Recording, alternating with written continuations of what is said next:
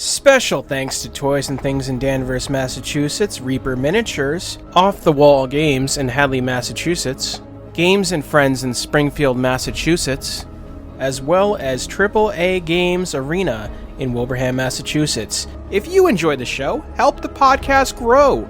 Give us a follow on Twitter at LordsBroken, join the community Discord, and maybe consider offering a small tribute to the old ones on our Ko-Fi.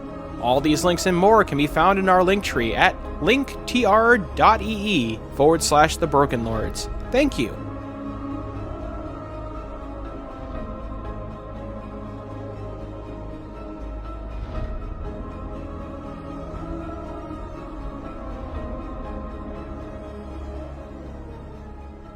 Can I find my shield for where Yes. you through it? Oh, thank God. Okay. Ricardo clings to his shield very protectively, like a mother, kind of like, swabbing a baby to his chest. I wonder how many more of those are in here. If there's any kind of stuff that you want to harvest, like the horns are large and harvestable, that sort of thing. Them horns are absolutely going on the docket. We'll do that in the Yeah, I was morning. gonna say, I don't see Yeah. something else making off with the goods by morning. You were thinking there are more things like this? Yeah, There's probably going to be something like that at the end of the swamp. Or something smarter than this thing could talk. Nothing before it could. This thing was some semblance of intelligence. yeah, and that bothers me. Especially because we're no closer getting back after killing it, so whoever this is has nothing to do with why we're here. Oh wait, that means the sorcerer can employ something like this. Ricardo makes a face. Yes, see, yeah. Well, if I can just get my hands on real steel, I'll put him in the fucking dirt. That might not be enough. Ricardo will make it enough. I don't want to think about it either way. Come, it'll make us hard to sleep, dwelling on such thoughts. We did a good thing. We've slayed a vicious foe. It's time to take a nap. Alright, how do you guys want to manage your resting rotation? I'll take first. Cole will go mid. I'll go last. I'll sleep.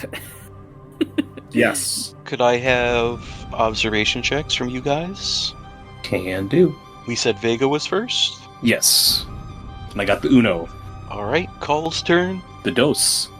Or actually the 3. 3. Alright. And one from Octomer, please. There you go. 2 out of 2. Alright.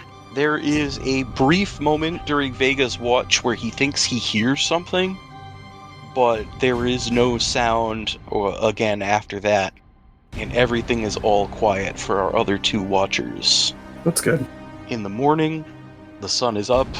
You guys had to sleep a little bit late to get a full rest, and you pack up your camp and start moving back towards the clearing, and you find next to the demon's corpse, there is a familiar-looking, very, very large tiger. It is basically, it's laying down.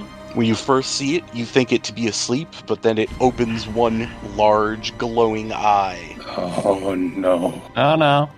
No, what do you mean, no? It stretches languidly as it stands up, and then it shifts to a sitting position and is just watching you guys. Oh, wait. It did lead me away from the dragon. Do we still have the journal from the hut? Yeah. One of you is carrying it, I imagine. I didn't take it. I don't remember who. I do remember you guys saying you were bringing it with you, but I don't remember who had it, so... Okay.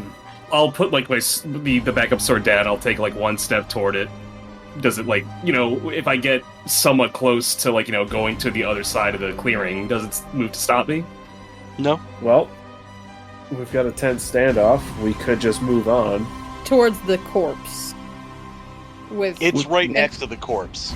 Yeah, Around the corpse. I'm kind of right. seeing what the tiger's reaction is. Basically, the corpse and the tiger are between you guys and the other side of the clearing. Okay. Yeah, but it's a big clearing. We could go around. And from what Corey said, it didn't really impede me from moving to the other side? No, it's just kind of watching you. Okay. I need you guys to decide who is carrying the book, though, since you've lost track. I can have it. Alright. So yeah, you walk across, and then you're gonna go back and pick up your stuff, I imagine, or you just gonna leave it there? Yeah, no, I'll pick up my shit. Yeah, absolutely.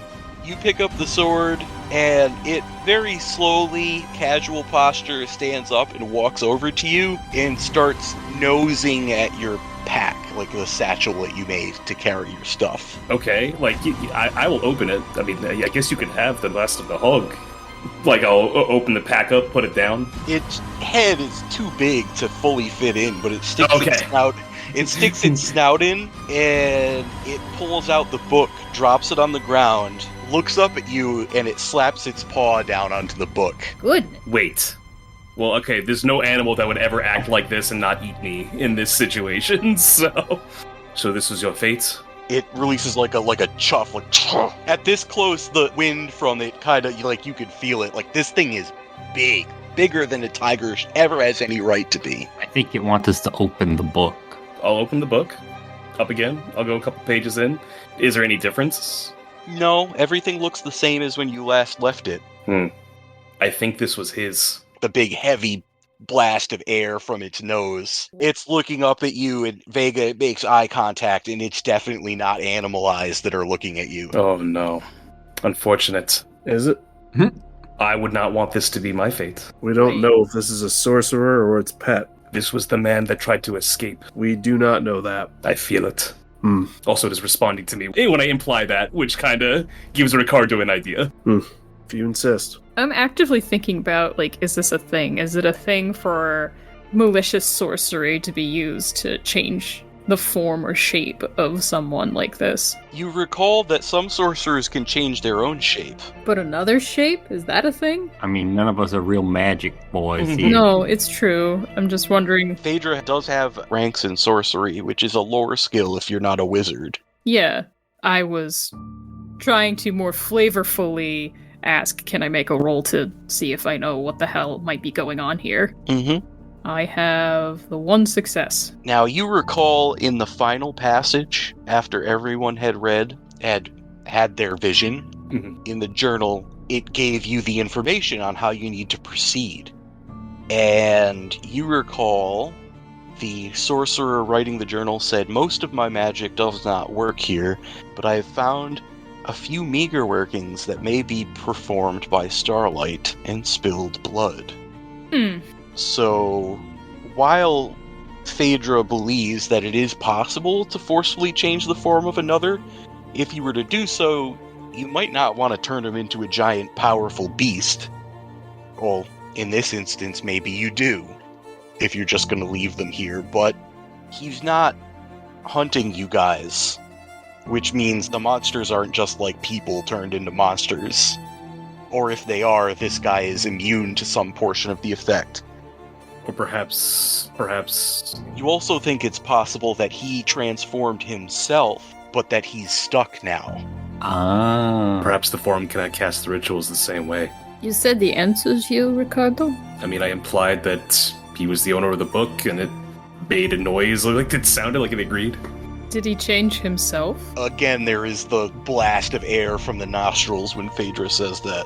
To what end? Survival? Probably for survival. Yes, I can see that. Are other beasts here former men? It tips its head, kind of looks like a shrug to you. You've been here a long time, haven't you? There's like a sigh that comes out. Seem to have helped us so far. Is this as far as you go? If we could find a way to take you with us, we can try and make that work. Get out the other side of this godforsaken place. It looks out in the direction of the swamp, which now the smell is reaching you in a way that it hadn't before. Yummy. It looks out in the direction of the swamp and it growls. Yeah, Ricardo doesn't want to go there either, I suppose. It's the only way we know out. It gets up and it positions itself on the other side of the corpse, like towards where you came from, the southern side. Mm-hmm. And it mimes moving towards the swamp, but stops at the body, and then turns around and goes back the other way. Wait. Then it looks at you guys, it looks at the dead body, and then it walks past it. So this was stopping him from moving. Got it. Oh, hey. Since it's not blocking the body anymore, should we pick up some goodies? Yes. I saw horns, I saw teeth. After all, I need some tendon here so I can fix the bow. It walks up to Vega again as you guys are discussing, and it bumps its shoulder into you, which causes you to stagger a little bit. Yes, fucker is huge, yes. Because this thing's shoulder is like chest high on you. Oh my. And weighs probably a G.